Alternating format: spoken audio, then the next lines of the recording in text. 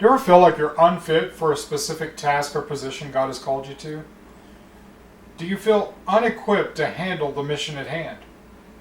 Well, I did when I started this channel, and I do every time I record a video for you. How do I get over it? Well, stick around to the end of this video and find out. Hello there, I'm Trey with The Only Bible, and I'm here to offer you God help, not self-help. Have you ever felt that way? So filled with doubt that you have no clue whether or not you are equipped to do what it is God called you to do? Do you feel like an imposter even trying? Well, you're not alone. In fact, there's two men specifically in the Bible that come to mind, and the first one is Gideon. Now you'll find his story in Judges chapters 6 through 8. You see, Gideon was a farmer, and there were armies attacking his people. God called to him and said, "Gideon, I want you to lead my men against these raiders." Of course, Gideon said, "Who, me? I'm a lowly farmer. How am I going to handle this?" So he did as God said. He called the men to him, and he turned up with about 300 men who were ready to fight. 300 men versus thousands of men in the army against him. There's no way he could accomplish this task. And so he went to God and said, "God, if this is really you, I want to do your will, but if this is really you, you're going to have to give me a sign. You got to let me know that what I'm doing is your will." So he called to God and he said, "God, if you let this fleece blanket here next to me tonight be dry and the ground around me be covered with dew, then I'll believe you." Well, the next day came, and sure enough, it was as Gideon had asked. And so then he said again, "Lord, if I can be so bold, one more time, ask you, let the ground be dry and the blanket next to me wet." Well, God did this, and so Gideon took these men, led them successfully against the invading armies, and of course, this was not Gideon's doing, but God's doing. So our second story comes from Matthew chapter 14. It's the story of Peter. Jesus had sent his disciples ahead on the ship. They're out at a stormy sea. They see a figure walking toward them on the water. They get afraid, just like any of us would. They think it's a ghost walking toward them. Well, Jesus senses this and tells them, "Peace, it is I." And Peter says, "Lord, if that is you, call me to come to you." And Jesus says, "Come." So Peter steps out of the boat on faith, and he begins to walk across the water. And as he inches ever closer to his Lord, he realizes where he is. He realizes he is on a stormy sea, and that people don't walk on water. And so he sinks. And as he sinks, he cries out, "Lord, save me." Jesus walks over, picks him up out of the water, and gets him to the boat safely.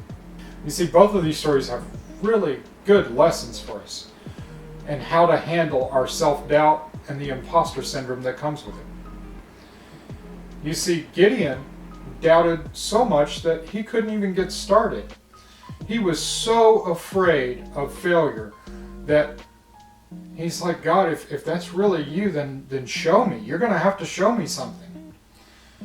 And even though he had so little faith, God used him in a mighty way. And the same goes for Peter. Peter jumped out brashly and accepted being able to walk on water without even thinking about it. But once he did sit and think about it, well, then he began to sink. And it took Jesus rescuing him to put him back on the boat and have him realize that he was accomplishing something because Jesus allowed him to accomplish it. Well, the same goes for us. Whether we're having trouble getting started or we find ourselves in the midst of it, and both times what we're really not doing is we're not doubting ourselves. We're doubting Jesus. When we doubt ourselves, we're doubting that Jesus can empower us and deliver us through whatever it is He has sent us to do. So the most important part of getting over self-doubt and coming to terms with who you are in Christ is knowing that your authority comes from God. Now Ezra 7:28 proves that God's favor shows that his authority is with you, and who has shown favor to me before the king, his counselors, and all his powerful officers. So I took courage because I was strengthened by Yahweh my God, and I gathered Israelite leaders to return with me. Now knowing who you are comes through obedience to God, as is found in Ezra chapter 5 verse 11. This is the reply they gave us. We are the servants of the God of heaven and earth, and are rebuilding the temple that was built many years ago, which a great king of Israel built and finished. And now you need to realize that God's authority enables restoration of your purpose. And that's found in Ezra chapter 9 verse 9. Though we are slaves, our God has not abandoned us in our slavery. He has extended grace to us in the presence of the Persian kings, giving us new life so that we can rebuild the house of our God and repair its ruins, to give us a wall in Judah and Jerusalem. Now realize, you and I, we are not perfect. God is. In fact, Romans 3:23 says, "For all have sinned and fall short of the glory of God." So none of us is perfect, but we serve a God who is. And a saying my late wife was known for, God doesn't call the equipped, he equips the called. And you can find a verse that backs that up in Ephesians chapter 2 verse 10. For we are his creation, created in Christ Jesus for good works, which God prepared ahead of time that we should walk in them. I mentioned I personally feel like an imposter every time I hit record on the video camera and when I started this channel.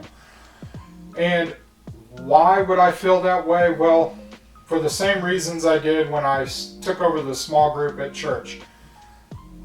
What I do in teaching the Word has eternal implications. Not only for you, the listener, but for me as the teacher. In fact, more so for me. Because you see, I have to make sure everything I teach is in 100% alignment perfectly with what God says in his Word. And as if that stress is not enough, I also carry the burden of ensuring that you understand and can carry the Word forward faithfully, 100%. Now, keeping all of that in mind, when I leave God out of the preparation for a video, for a lesson, whatever it is I do, well, I doom that task to fail.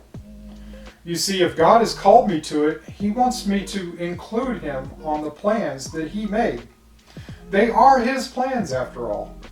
So whatever it is I undertake, I have to ensure that God is there from phase 1 to completion. He has to be there in my pre-planning stages, he has to be there in the planning stages, in the execution, and in the final product. Otherwise, that task that I worked so hard on just won't work. There are 3 very simple things, but not very easy things you need to do to stop the self-doubt. Just stop it! Please, just stop it! Just stop! Okay? Number 1, stop trying to do things on your own. Keep God involved. And this is so important. Like I said earlier, if whatever it is you undertake, if you don't keep God in there from phase 1 to completion, God's not in that work. You need to let him develop and show his plans to you. How do you do that? You've got to pray constantly throughout whatever task you're undertaking. You have to stay in the Word and continue to read his Word to ensure that whatever it is you're doing, you are in alignment with his Word. Second thing you need to stop is you need to stop thinking that you are the expert. Stop trying to do what you don't know how to do. If you don't know how to do it, admit that to God. He will either provide you with that knowledge or he'll send somebody to you with that knowledge. But one way or the other, God will have his task done. So don't worry about what you don't know how to do and stop trying to act like you know everything. You don't.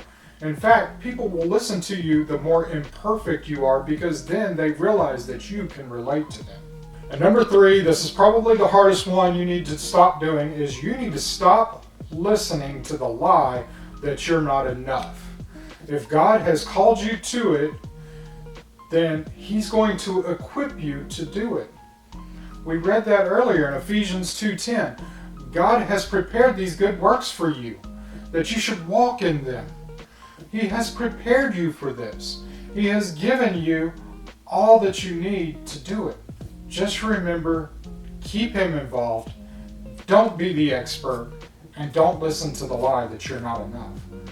These are 3 things you can do to stop that self-doubt, to get past that imposter syndrome and become successful in God's plans. So I want to encourage you as you move forward in this. So I want you to say this with me. I can do all things through Christ who strengthens me. That's Philippians 4:13. One more time. I can do all things through Christ who strengthens me. Look that up, Philippians 4:13. So if you would, if you found this video helpful, go ahead, give me a like, and then there's going to be a video that pops up left, right of my head, and it's going to be the next video, which is about resolving conflict and division in the church. Such a timely message for the upcoming presidential election. I encourage you to watch it. Again, I don't know which side it's coming up on, but please, please, please go ahead. Click one of the videos above. I'll see you in the next video. Take care. God bless.